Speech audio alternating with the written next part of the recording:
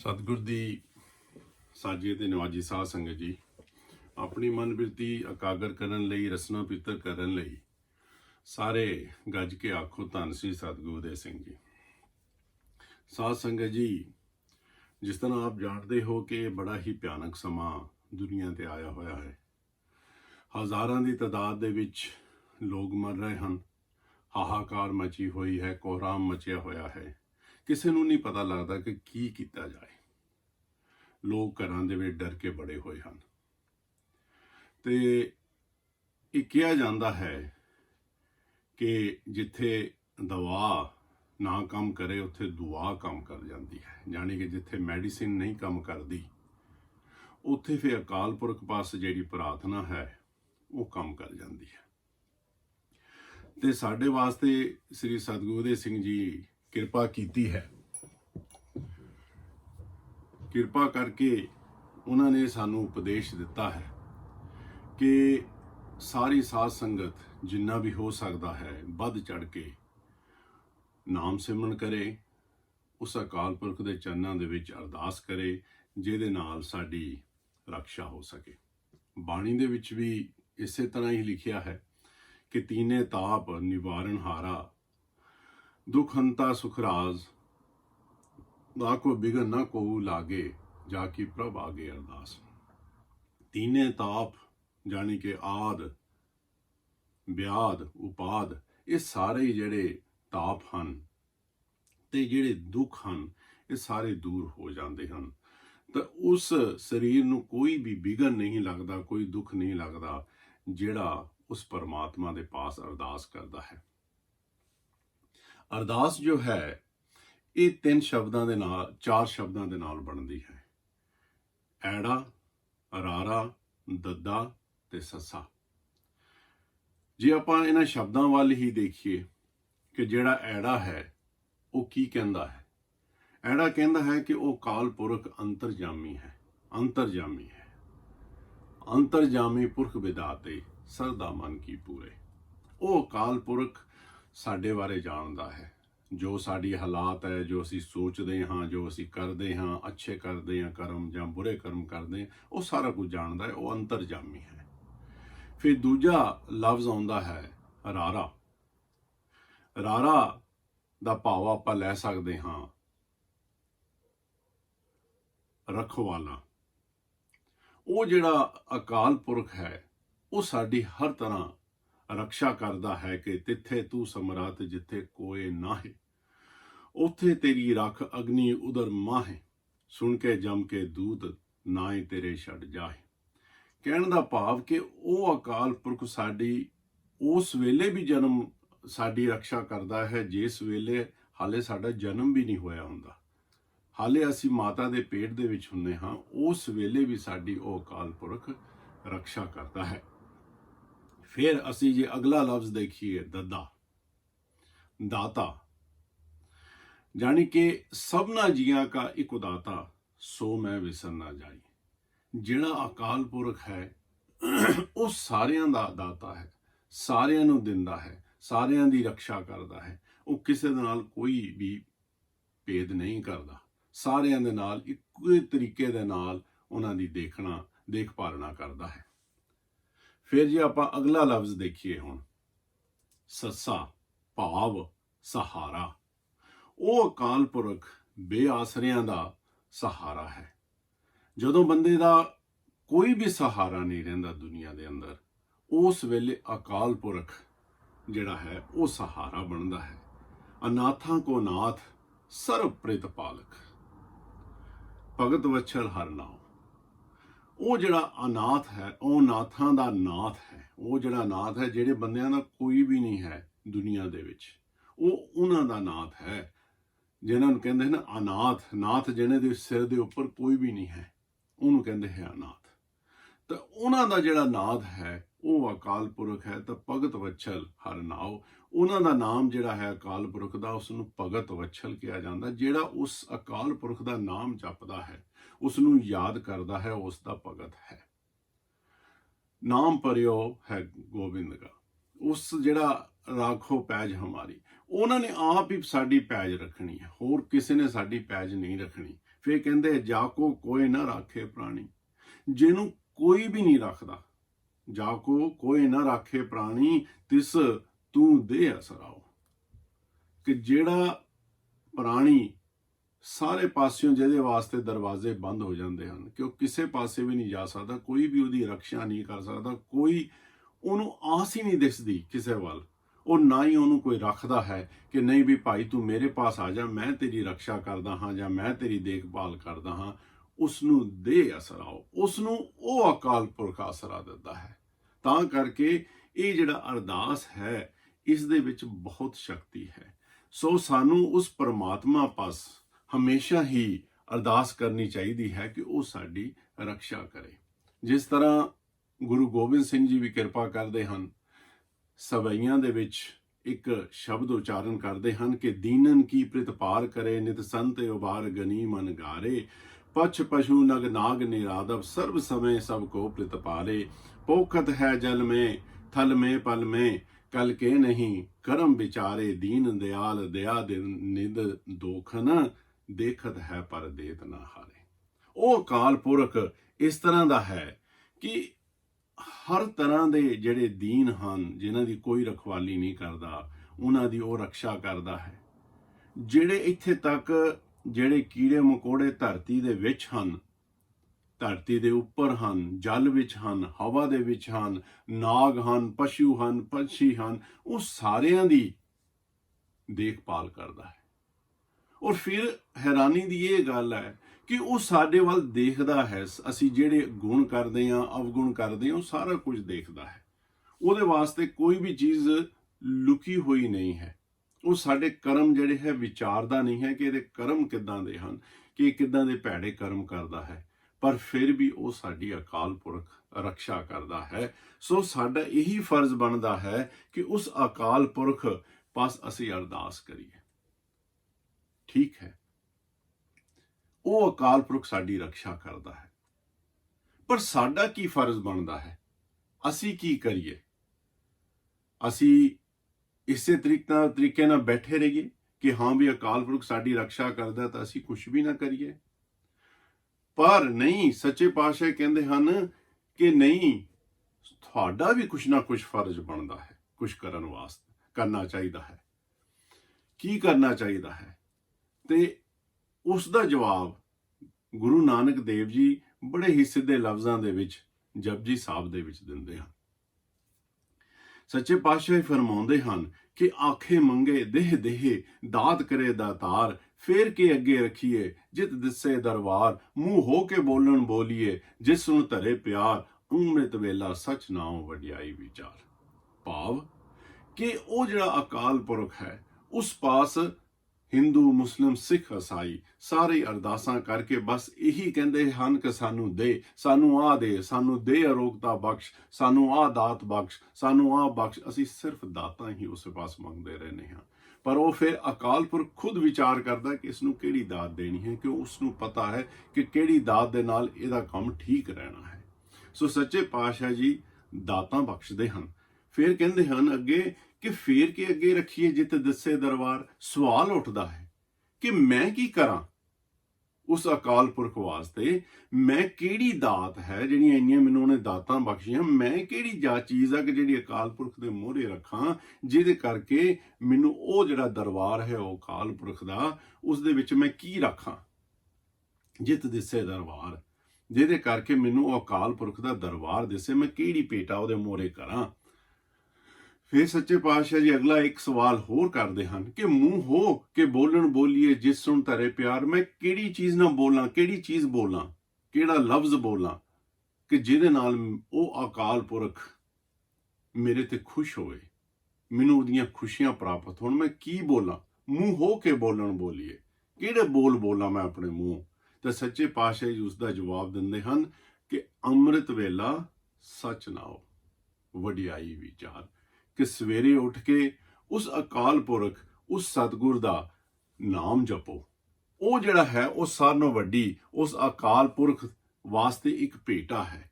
ਉਸ ਦੇ ਨਾਲ ਉਹ ਅਕਾਲ ਪੁਰਖ ਖੁਸ਼ ਹੁੰਦਾ ਹੈ। ਸਾਡੇ ਵੱਲੋਂ ਇਹ ਭੇਟਾ ਹੈ ਉਸ ਦੇ ਦਰਬਾਰ ਦੇ ਵਿੱਚ, ਔਰ ਉਹ ਖੁਸ਼ ਹੁੰਦਾ ਹੈ ਕਿ ਇਸ ਨੇ ਮੇਰਾ ਨਾਮ ਲਿੱਤਾ ਹੈ, ਮੈਨੂੰ ਯਾਦ ਕੀਤਾ ਹੈ ਤੇ ਸਾਡੀ ਉਹ ਰੱਖਿਆ ਕਰਦਾ ਹੈ। ਫਿਰ ਨਾਮ, ਉਸ ਅਕਾਲ ਪੁਰਖ ਦਾ ਨਾਮ, ਉਹ ਇੱਕ ਐਡਾ ਵੱਡਾ ਨਾਮ ਹੈ ਔਰ ਉਸ ਨੂੰ ਜਪਣ ਕਰਕੇ ਸਾਡੀ ਸਾਰਿਆਂ ਦੀ ਹੀ ਰੱਖਿਆ ਹੁੰਦੀ ਹੈ। ਇੱਕ ਸ਼ਬਦ ਆਉਂਦਾ ਹੈ, ਉਹ ਬੜਾ ਹੀ ਮੈਨੂੰ ਬਚਪਨ ਦੇ ਅੰਦਰ ਅਸੀਂ ਸੁਣਦੇ ਹੁੰਦੇ ਸੀ, ਪਰ ਕਦੀ ਵੀ ਇੰਨਾ ਧਿਆਨ ਨਹੀਂ ਉਸ ਵੱਲ ਦਿੱਤਾ ਕਿ ਦੁੱਖ ਭੰਜਨ ਤੇਰਾ ਨਾਮ ਹੈ, ਦੁੱਖ ਭੰਜਨ ਤੇਰਾ ਨਾਮ। ਕਿ ਉਹ ਜਿਹੜਾ ਨਾਮ ਹੈ ਅਕਾਲ ਪੁਰਖ ਦਾ, ਉਹ ਦੁੱਖਾਂ ਨੂੰ ਦੂਰ ਕਰਨ ਵਾਲਾ ਹੈ। ਕਿਉਂਕਿ ਜਦੋਂ ਆਪਾਂ ਨਾਮ ਜਪਦੇ ਹਾਂ ਨਾ, ਉਸ ਅਕਾਲ ਪੁਰਖ ਨੂੰ ਯਾਦ ਕਰਦੇ ਹਾਂ। ਜਦੋਂ ਅਸੀਂ ਯਾਦ ਕਰਦੇ ਹਾਂ, ਇੱਕ ਕਿਸਮ ਦੀ ਅਸੀਂ ਵੀ ਅਰਦਾਸ ਕਰਦੇ ਹਾਂ, ਅਕਾਲ ਪੁਰਖ ਤੈਨੂੰ ਯਾਦ ਕਰਦੇ ਹਾਂ। ਅਸੀਂ ਅਰਦਾਸ ਸ਼ੁਕਰੀਏ ਵਾਸਤੇ ਕਰਦੇ ਹਾਂ ਕਿ ਹਾਂ ਵੀ ਸੱਚੇ ਪਾਤਸ਼ਾਹ ਆਪ ਜੀ ਨੇ ਬੜੀ ਕਿਰਪਾ ਕੀਤੀ ਹੈ, ਜਾਂ ਅਸੀਂ ਅਰਦਾਸ ਇਹ ਕਰਦੇ ਹਾਂ ਕਿ ਸੱਚੇ ਪਾਤਸ਼ਾਹ ਸਾਡੀ ਸਹਾਇਤਾ ਕਰ। ਸੋ ਜਦੋਂ ਵੀ ਅਸੀਂ ਉਸ ਦਾ ਨਾਮ ਲੈਂਦੇ ਹਾਂ, ਕਿਸੇ ਤਰੀਕੇ ਨਾਲ ਵੀ ਲੈਂਦੇ ਹਾਂ, ਅਸੀਂ ਉਹਨੂੰ ਯਾਦ ਕਰਦੇ ਹਾਂ। ਸੋ ਸੱਚੇ ਪਾਤਸ਼ਾਹ ਫਰਮਾਉਂਦੇ ਹਨ ਕਿ ਦੁੱਖ ਭੰਜਨ ਤੇਰਾ ਨਾਮ ਜੀ, ਦੁੱਖ ਭੰਜਨ ਤੇਰਾ ਨਾਮ, 8 ਪਹਿਰ ਆਰਾਧੀਏ ਪੂਰਨ ਸਤਿਗੁਰ ਗਿਆਨ, ਜਿਤ ਘਟ ਵਸੇ ਪਾਰ ਬ੍ਰਹਮ ਸੋਈ ਸੁਹਾਵਾ ਥਾਓ, ਜਮ ਕੰਕਰ ਨੇੜ ਨਾ ਆਵਈ ਰਸਨਾ ਹਰ ਗੁਣ ਗਾਓ। ਕਿ ਜਿਹੜਾ ਤੁਹਾਡਾ ਨਾਮ ਹੈ ਅਕਾਲ ਪੁਰਖ, ਉਹਨੂੰ ਮੈਂ ਹਰ ਵੇਲੇ ਹੀ ਉਹਨੂੰ ਜਪਦਾ ਰਵਾਂ, ਔਰ ਜਿੱਥੇ ਆਪ ਜੀ ਦਾ ਨਾਮ ਹੈ ਉਹ ਸੁਹਾਵਾ ਬਾਗ ਹੈ, ਉਹ ਬੜੀ ਵਧੀਆ ਜਗ੍ਹਾ ਹੈ, ਕਿਉਂਕਿ ਉੱਥੇ ਕੋਈ ਦੁੱਖ ਨਹੀਂ ਹੈ, ਕਿਸੇ ਤਰ੍ਹਾਂ ਦੇ ਵੀ ਇਹ ਜਿਹੜੇ ਬੰਧਨ ਸਾਡੇ ਪਿੱਛੇ ਲੱਗੇ ਹਨ ਉਹ ਨਹੀਂ ਹਨ, ਜਿੱਥੇ ਉਸ ਅਕਾਲ ਪੁਰਖ ਦਾ ਨਾਮ ਹੈ। ਜਮ ਕੰਕਰ ਨੇੜ ਨਾ ਆਵੇ, ਜਮ ਜਿਹੜੇ ਜਮਾਂ ਤੋਂ ਹੀ ਸਾਰੇ ਡਰਦੇ ਹਨ। ਦੁਨੀਆ ਦੇ ਵਿੱਚ ਸਾਰਿਆਂ ਨਾਲੋਂ ਵੱਡਾ ਡਰ ਕੀ ਹੈ? ਮੌਤ ਹੀ ਹੈ ਨਾ। ਇਸ ਵੇਲੇ ਵੀ ਮੌਤ ਦਾ ਹੀ ਡਰ ਹੈ ਨਾ ਸਾਰਿਆਂ ਦੇ ਸਿਰਾਂ ਤੇ ਜਾਂਦਾ, ਕਿ ਇਹ ਵਾਇਰਸ ਸਾਨੂੰ ਹੋ ਜਾਏਗਾ ਤਾਂ ਅਸੀਂ ਮਰ ਜਾਵਾਂਗੇ। ਸਿਰਫ ਬੰਦੇ ਨੂੰ ਮੌਤ ਹੀ ਡਰਾਉਂਦੀ ਹੈ, ਹੋਰ ਕੁਝ ਨਹੀਂ ਡਰਾਉਂਦੀ। ਜਦੋਂ ਮੌਤ ਸਾਹਮਣੇ ਦਿਸਦੀ ਹੈ ਸਾਨੂੰ ਡਰ ਲੱਗਦਾ ਹੈ ਕਿ ਹਾਂ ਮੌਤ ਆ ਰਹੀ ਹੈ, ਪਰ ਜਦੋਂ ਥੋੜਾ ਜਿਹਾ ਸਾਡਾ ਜਿਹੜਾ ਚਿਹਰਾ ਹੈ ਮੌਤ ਤੋਂ ਉਧਰ ਨੂੰ ਘੁੰਮਦਾ ਹੈ, ਫਿਰ ਸਾਨੂੰ ਸਾਰਾ ਕੁਝ ਭੁੱਲ ਜਾਂਦਾ ਹੈ, ਫਿਰ ਅਸੀਂ ਉਸ ਅਕਾਲ ਪੁਰਖ ਨੂੰ ਭੁੱਲ ਜਾਂਦੇ ਹਾਂ। ਪਰ ਜਦੋਂ ਸਾਹਮਣੇ ਦਿਸਦਾ ਹੈ ਕਿ ਆਹ ਭਿਆਨਕ ਚੀਜ਼ ਆ ਰਹੀ ਹੈ, ਫਿਰ ਡਰ ਲੱਗਦਾ ਹੈ, ਫਿਰ ਬਾਰ-ਬਾਰ ਉਸ ਅਕਾਲ ਪੁਰਖ ਨੂੰ ਯਾਦ ਕਰਦਾ ਹੈ। ਸੋ ਸੱਚੇ ਪਾਤਸ਼ਾਹ ਕਹਿੰਦੇ ਹਨ ਕਿ ਜਮ ਕੰਕਰ ਨੇੜ ਨਾ ਆਵੇ, ਉਹ ਜਿਹੜੇ ਜਮ ਉਹ ਨੇੜੇ ਵੀ ਨਹੀਂ ਆਉਂਦੇ ਜੇ ਅਸੀਂ ਉਸ ਅਕਾਲ ਪੁਰਖ ਦਾ ਨਾਮ ਲਈਏ। ਸੇਵਾ ਸੁਰਤ ਨਾ ਜਾਣੀਏ, ਨਾ ਜਾਪੇ ਆਰਾਧ। ਹੁਣ ਸਾਡੇ ਵਰਗੇ ਜਿੰਨਾ ਮਰਜ਼ੀ ਕਰ ਲਈਏ, ਅਸੀਂ ਉਸ ਅਕਾਲ ਪੁਰਖ ਦਾ ਕਿੱਥੇ ਨਾਮ ਜਪ ਸਕਦੇ ਹਾਂ ਜਾਂ ਉਸ ਨੂੰ ਖੁਸ਼ ਕਰ ਸਕਦੇ ਹਾਂ, ਕਿਉਂਕਿ ਸਾਨੂੰ ਨਾ ਤਾਂ ਨਾਮ ਜਪਣਾ ਆਉਂਦਾ ਹੈ, ਕਿਉਂਕਿ ਅਸੀਂ ਭੁੱਲਣਹਾਰ ਹਾਂ। ਭੁੱਲਣਹਾਰ ਸਭ ਕੋ ਆ ਭੁੱਲ ਗੁਰੂ ਕਰਤਾਰ। ਸੱਚੇ ਪਾਤਸ਼ਾਹ ਜੀ ਇੱਥੇ ਜਿਹਨੂੰ ਕਹਿ ਲਈਏ ਕਿ ਨਿਮਰਤਾ ਦੇ ਨਾਲ ਇਹ ਅਰਜ਼ ਕਰ ਰਹੇ ਹਨ ਕਿ ਸੇਵਾ ਸੁਰਤ ਨਾ ਜਾਣਿਆ, ਨਾ ਜਾਪੇ ਆਰਾਧ। ਕਿ ਮੈਨੂੰ ਤਾਂ ਨਾ ਸੇਵਾ ਕਰਨੀ ਆਈ ਤਾਂ ਨਾ ਹੀ ਮੈਨੂੰ ਜਾਪ ਕਰਨਾ ਆਇਆ। ਉਹ ਤੇਰੀ ਜਗ ਜੀਵਣਾ ਮੇਰੇ ਠਾਕੁਰ ਅਗਮਗਾ। ਸਾਡੀ ਤਾਂ ਸਿਰਫ ਤੁਹਾਡੇ ਉੱਪਰ ਡੋਰੀ ਹੈ ਕਿ ਤੁਸੀਂ ਸਾਡੀ ਰੱਖਿਆ ਕਰਨੀ ਹੈ।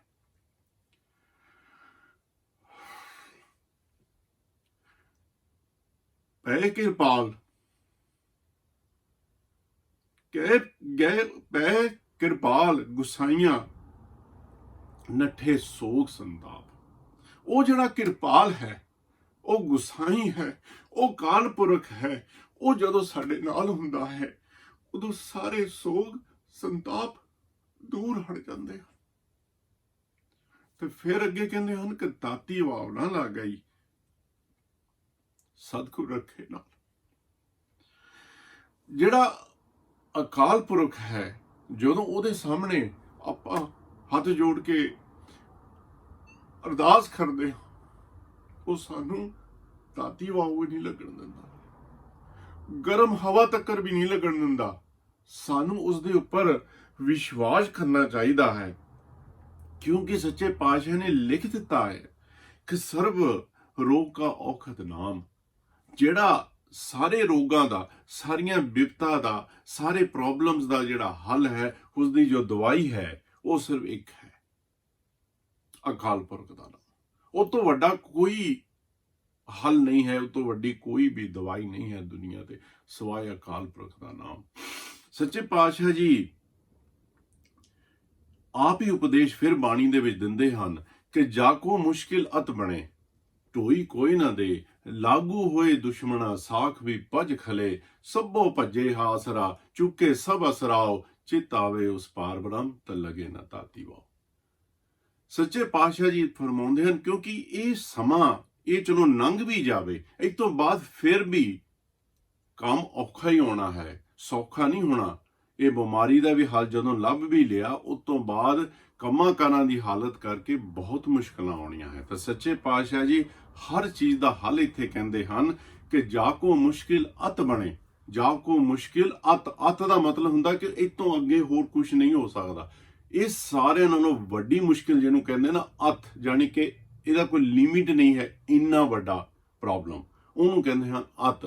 ਜਾ ਕੋ ਮੁਸ਼ਕਿਲ ਅਤ ਬਣੇ ਢੋਈ ਕੋਈ ਨਾ ਦੇ, ਕੋਈ ਵੀ ਸਾਥ ਨਹੀਂ ਦਿੰਦਾ, ਕੋਈ ਨਹੀਂ ਹਾਲ ਪੁੱਛਦਾ ਹਾਂ ਵੀ ਕਿੱਦਾਂ ਵੀ ਤੂੰ ਠੀਕ ਠਾਕ ਆ, ਕੋਈ ਨਹੀਂ ਆ ਕੇ ਤੁਹਾਨੂੰ ਫੋਨ ਵੀ ਨਹੀਂ ਕਰਕੇ ਕੋਈ ਪੁੱਛੂਗਾ ਕਿ ਕੀ ਹਾਲ ਚਾਲ ਹੈ ਤੁਹਾਡਾ। ਕਹਿੰਦੇ ਲਾਗੂ ਹੋਏ ਦੁਸ਼ਮਣ, ਕਹਿੰਦੇ ਹਨ ਜਾ ਕੋ ਮੁਸ਼ਕਿਲ ਅਤ ਬਣੇ ਢੋਈ ਕੋਈ ਨਾ ਦੇ, ਲਾਗੂ ਹੋਏ ਦੁਸ਼ਮਣ, ਜਾਣੀ ਕਿ ਸਾਰੇ ਪਾਸੇ ਦੁਸ਼ਮਣਾਂ ਦਾ ਘੇਰਾ ਪਾ ਜਾਏ, ਸਾਖ ਵੀ ਭੱਜ ਖਲੇ, ਜਿੰਨੇ ਵੀ ਸਕੇ ਸੰਬੰਧੀ ਸਾਰੇ ਹੀ ਪਰੇ ਹਟ ਜਾਣ। ਕਿਉਂਕਿ ਇਹ ਦੁਨੀਆ ਦੀ ਰੀਤ ਹੈ, ਜਦੋਂ ਤਾਂ ਆਪਣੇ ਪਾਸ ਸਾਰਾ ਕੁਝ ਹੁੰਦਾ ਹੈ, ਧਨ ਦੌਲਤ ਹੁੰਦੀ ਹੈ, ਖੁਸ਼ੀ ਹੁੰਦੀ ਹੈ, ਸਾਰਾ ਕੁਝ ਹੁੰਦਾ ਹੈ, ਉਸ ਵੇਲੇ ਸਾਰੇ ਮੀਤ ਮਿੱਤਰ ਸਾਖ ਸੰਬੰਧੀ ਸਾਰੇ ਆਲੇ ਦੁਆਲੇ ਹੁੰਦੇ ਹਨ। ਜਦੋਂ ਮੁਸੀਬਤ ਹੁੰਦੀ ਉਦੋਂ ਕੋਈ ਵੀ ਨੇੜੇ ਨਹੀਂ ਹੁੰਦਾ।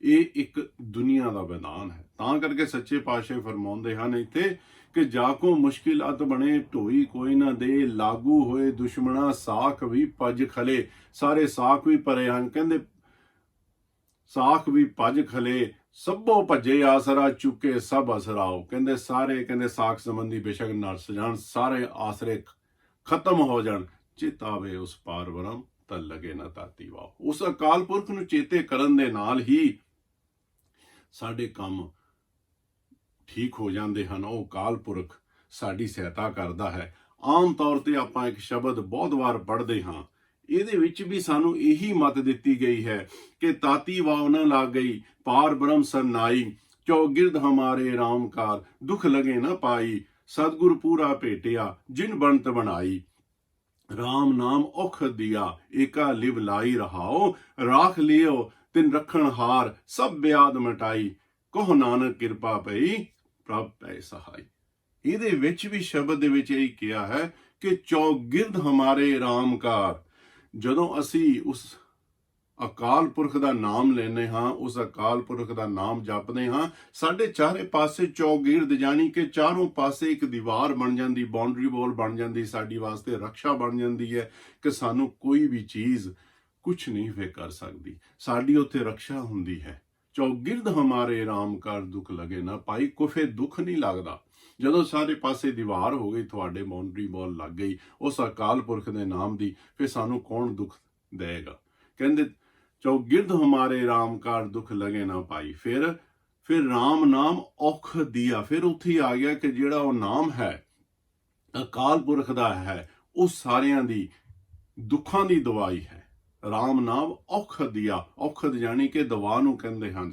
ਜਿੱਦਾਂ ਸੱਚੇ ਪਾਤਸ਼ਾਹ ਨੇ ਪਹਿਲੇ ਕਿਰਪਾ ਕੀਤੀ, ਕਿਹਾ ਕਿ ਸਰਵ ਰੋਗ ਕਾ ਔਖਦ ਨਾਮ, ਸਾਰੀਆਂ ਬਿਮਾਰੀਆਂ ਦਾ, ਸਾਰੇ ਦੁੱਖਾਂ ਦੀ ਦਵਾ ਉਹ ਹੈ ਔਖਦ ਨਾਮ। ਇਹ ਸਾਨੂੰ ਸਾਡੇ ਸਤਿਗੁਰੂ ਜੀ ਨੇ ਸਾਨੂੰ ਬਖਸ਼ਿਆ ਹੈ ਕਿ ਇਸ ਦਾ ਅਸੀਂ ਨਾਮ ਜਪੀਏ। ਸਾਨੂੰ ਗੁਰੂ ਨਾਨਕ ਦੇਵ ਜੀ ਨੇ 4 ਅੱਖਰਾ ਨਾਮ ਦਿੱਤਾ ਹੈ ਅਕਾਲ ਪੁਰਖ ਦਾ, ਜਾਣੀ ਕਿ ਕਈ ਨਾਮ ਅਕਾਲ ਪੁਰਖ ਦੇ, 4 ਨਾਮ ਅਕਾਲ ਪੁਰਖ ਦੇ ਇਕੱਠੇ ਕਰਕੇ ਸਾਨੂੰ ਇੱਕ ਨਾਮ ਬਣਾ ਕੇ ਦਿੱਤਾ ਹੈ। ਪਰ ਕੋਈ ਵੀ ਆਦਮੀ ਜਿਹੜਾ ਵੀ ਹੈ ਉਹ ਅਕਾਲ ਪੁਰਖ ਦਾ ਨਾਮ ਜਿਸ ਤਰੀਕੇ ਦੇ ਨਾਲ ਵੀ ਲੈਂਦਾ ਹੈ, ਜਿਸ ਤਰੀਕੇ ਦੇ ਨਾਲ ਵੀ ਲੈਂਦਾ ਹੈ, ਉਸ ਦੀ ਰਕਸ਼ਾ ਹੁੰਦੀ ਹੈ।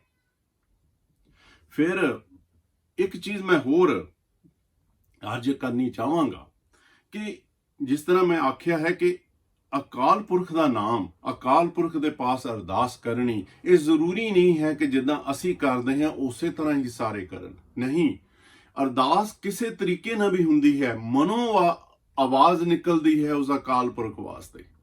ਆਮ ਤੌਰ ਤੇ ਗੁਰਬਾਣੀ ਦੇ ਵਿੱਚ ਆਪਾਂ ਬਹੁਤ ਵਾਰੀ ਸੁਣਦੇ ਹਾਂ ਕਿ ਨਾਹਿਨ ਗੁਣ ਨਾਹਿਨ ਕੁਛ ਵਿਦਿਆ, ਧਰਮ ਕੌਣ ਗਜ ਕੀਨਾ, ਨਾਨਕ ਬਿਰਧ ਰਾਮ ਕਾ ਦੇਖੋ ਅਬੈ ਦਾਨ ਤਹਿਦੀਨਾ। ਗਜ ਹਸਤੀ ਦਾ ਬਹੁਤ ਵਾਰੀ ਪ੍ਰਮਾਣ ਆਉਂਦਾ ਹੈ, ਉਹ ਇੱਕ ਜਾਨਵਰ ਹੈ। ਗਜ ਹਸਤੀ ਜਾਣੀ ਕਿ ਇੱਕ ਹਾਥੀ ਹੈ, ਉਸਨੇ ਬਿਪਤਾ ਦੇ ਅੰਦਰ ਜਦੋਂ ਮਰਨ ਲੱਗਾ, ਉਸਨੇ ਸਿਰਫ ਇੱਕ ਫੁੱਲ ਉਹਨਾਂ ਦੇ ਮੋਹਰੇ, ਅਕਾਲ ਪੁਰਖ ਦੇ ਮੋਹਰੇ ਆਪਣੀ ਸੁੰਡ ਦੇ ਨਾਲ ਭੇਟ ਕਰਕੇ ਅਰਦਾਸ ਕੀਤੀ ਕਿ ਮੇਰੀ ਰੱਖਿਆ ਕਰੋ। ਉਸ ਵੇਲੇ ਉਸ ਦੀ ਰੱਖਿਆ ਕੀਤੀ ਗਈ। ਸੱਚੇ ਪਾਤਸ਼ਾਹ ਕਹਿੰਦੇ ਕਿ ਕਿਹੜਾ ਗੁਣ ਸੀ ਉਹਦੇ ਪਾਸ, ਕਿਹੜੀ ਵਿਦਿਆ ਸੀ ਉਹਦੇ ਪਾਸ, ਕਿਹੜਾ ਧਰਮ ਸੀ ਉਹਦੇ ਪਾਸ। ਉਸ ਵੇਲੇ ਜਿਸ ਵੇਲੇ ਉਹਨੇ ਅਰਦਾਸ ਕੀਤੀ ਸੀ ਉਸ ਅਕਾਲ ਪੁਰਖ ਪਾਸ, ਉਸ ਦੇ ਪਾਸ ਅੰਦਰੋਂ ਉਹਦੇ ਦਿਲੋਂ ਅਰਦਾਸ ਨਿਕਲੀ ਸੀ। ਅਸੀਂ ਬਾਹਰ ਮੁਖੀ ਅਰਦਾਸ ਕਰਦੇ ਹਾਂ, ਜਦੋਂ ਸਾਡੀ ਅੰਦਰੋਂ ਅਰਦਾਸ ਹੁੰਦੀ ਹੈ ਉਸ ਅਕਾਲ ਪੁਰਖ ਪਾਸ, ਉਹ ਸੁਣੀ ਜਾਂਦੀ ਹੈ। ਕਹਿੰਦੇ ਹੁੰਦੇ ਆ ਕਿ ਜਿਹੜਾ ਜੀ ਦੇ ਵਿੱਚੋਂ ਅੰਦਰੋਂ ਨਿਕਲੇ ਨਾ, ਉਹੀ ਉਸਰਾ ਸੱਚਾ ਹੁੰਦਾ ਹੈ। ਜੀ ਹੋਏ ਸੋ ਉਗਵੈ, ਮੂੰਹ ਖਾ ਕੇ ਆਵਾਓ। ਜਿਹੜਾ ਅੰਦਰੋਂ ਨਿਕਲਦੀ ਨਾ ਸਾਡੇ ਆਵਾਜ਼ ਉਸ ਅਕਾਲ ਪੁਰਖ ਵਾਸਤੇ, ਉਹ ਪੂਰੀ ਹੁੰਦੀ ਹੈ। ਬਿਰਥੀ ਕਦੇ ਨਾ ਹੋਵੇ ਜਨ ਕੀ ਅਰਦਾਸ। ਤਾਂ ਹੀ ਕਹਿੰਦੇ ਹਨ ਉਹ ਜਦੋਂ ਅੰਦਰੋਂ ਅਰਦਾਸ ਉਹ ਕਰਦਾ ਹੈ ਤੇ ਉਹ ਅਕਾਲ ਪੁਰਖ ਉਸ ਦੀ ਪ੍ਰਾਰਥਨਾ ਸੁਣਦਾ ਹੈ। ਸੋ ਇਸ ਤਰ੍ਹਾਂ ਸੱਚੇ ਪਾਤਸ਼ਾਹ ਕਿਰਪਾ ਕਰਦੇ ਹਨ ਕਿ ਕਿਹੜੀ ਵੀ ਜ਼ੁਬਾਨ ਦੇ ਅੰਦਰ ਜਿਹੜੇ ਵੀ ਅਕਾਲ ਪੁਰਖ ਦਾ ਕਿਸੇ ਤਰ੍ਹਾਂ ਵੀ ਉਹ ਨਾਮ ਲੈਂਦਾ ਹੈ, ਉਸ ਦਾ ਅਕਾਲ ਪੁਰਖ ਉਸ ਦੀ ਰੱਖਿਆ ਕਰਦਾ ਹੈ। ਫਿਰ ਇੱਕ ਚੀਜ਼ ਹੋਰ ਮੈਂ ਅਰਜ਼ ਕਰਾਂ ਆਪ ਜੀ ਪਾਸ, ਫਿਰ ਗੁਰਬਾਣੀ,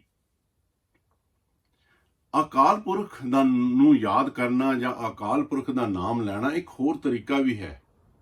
ਬੇਸ਼ੱਕ ਅਸੀਂ ਇਸ ਦੇ ਬਾਰੇ ਬਹੁਤਾ ਧਿਆਨ ਨਹੀਂ ਦਿੰਦੇ, ਉਹ ਹੈ ਗੁਰਬਾਣੀ। ਗੁਰਬਾਣੀ ਪੜ੍ਹਨ ਦੇ ਨਾਲ ਅਸੀਂ ਅਕਾਲ ਪੁਰਖ ਨੂੰ ਯਾਦ ਕਰਦੇ ਹਾਂ, ਅਕਾਲ ਪੁਰਖ ਦਾ ਨਾਮ ਲੈਂਦੇ ਹਾਂ। ਆਪ ਨੂੰ ਸਾਰਿਆਂ ਨੂੰ ਜਿੱਦਾਂ ਪਤਾ ਵੀ ਹੋਵੇਗਾ ਜਿਹੜੇ ਗੁਰਬਾਣੀ ਪੜ੍ਹਦੇ ਹਨ ਕਿ ਜਾਪ ਸਾਹਿਬ ਦੇ ਵਿੱਚ ਗੁਰੂ ਗੋਬਿੰਦ ਸਿੰਘ ਜੀ ਨੇ ਅਨੇਕਾਂ ਵਾਰ, ਹਜ਼ਾਰਾਂ ਵਾਰ ਅਕਾਲ ਪੁਰਖ ਦੇ ਕਈ ਨਾਮ ਰੱਖ ਕੇ ਉਹਨਾਂ ਨੂੰ ਪ੍ਰਣਾਮ ਕੀਤੀ ਹੈ, ਜਾਣੀ ਕਿ ਅਕਾਲ ਪੁਰਖ ਦਾ ਨਾਮ ਲਿੱਤਾ ਹੈ। ਜਿਹੜੇ ਸਰੀਰ ਜਾਪ ਸਾਹਿਬ ਦਾ ਹਰ ਰੋਜ਼ ਪਾਠ ਕਰਦੇ ਹਨ, ਉਹ ਕਈ ਵਾਰ, ਹਜ਼ਾਰਾਂ ਵਾਰ ਉਸ ਅਕਾਲ ਪੁਰਖ ਨੂੰ ਪ੍ਰਣਾਮ ਕਰਦੇ ਹਨ। ਫਿਰ ਤੁਸੀਂ ਆਮ ਬਾਣੀ ਚ ਲੈ ਲਓ, ਸੁਖਮਨੀ ਸਾਹਿਬ ਲੈ ਲਓ, ਅਕਾਲ ਉਸਤਤ ਲੈ ਲਓ, ਹੋਰ ਕਿੰਨੀਆਂ ਬਾਣੀਆਂ ਲੈ ਲਓ, ਉਹਨਾਂ 'ਚ ਪਤਾ ਨਹੀਂ ਕਿੰਨੀ ਵਾਰੀ ਅਕਾਲ ਪੁਰਖ ਦੀ ਪ੍ਰਸ਼ੰਸਾ ਆਉਂਦੀ ਹੈ। ਔਰ ਉਹ ਜਦੋਂ ਅਸੀਂ ਉਹ ਕਰਦੇ ਹਾਂ, ਆਟੋਮੈਟਿਕਲੀ ਵਿਦਆਊਟ ਨੋਇੰਗ ਅਸੀਂ ਉਸ ਅਕਾਲ ਪੁਰਖ ਦਾ ਨਾਮ ਲੈ ਰਹੇ ਹਾਂ ਉਸ ਵੇਲੇ। ਕਿਉਂਕਿ ਇਹਦਾ ਇੱਕ ਹੋਰ ਵੀ ਪ੍ਰਮਾਣ ਹੈ। ਤੁਸੀਂ ਆਮ ਤੌਰ ਤੇ ਸੁਣਿਆ ਹੋਵੇਗਾ, ਜਿੱਦਾਂ ਕਈ ਵਾਰੀ ਸਰੀਰ ਢਿੱਲੇ ਹੋ ਜਾਂਦੇ ਹਨ, ਕੋਈ ਵਿਪਤਾ ਪੈ ਜਾਂਦੀ ਹੈ, ਤੇ ਲੋਕ ਆਖਦੇ ਹਨ ਕਿ ਜੀ ਅਖੰਡ ਪਾਠ ਕਰਾਓ ਤੇ ਇਸ ਦੀ ਵਿਪਤਾ ਦੂਰ ਹੋਏਗੀ, ਇਸ ਦਾ ਸੰਕਟ ਦੂਰ ਹੋਏਗਾ। ਆਮ ਤੌਰ ਤੇ ਅਸੀਂ ਇਹ ਲੋਕ ਕਰਦੇ ਹਾਂ ਸਾਰੇ।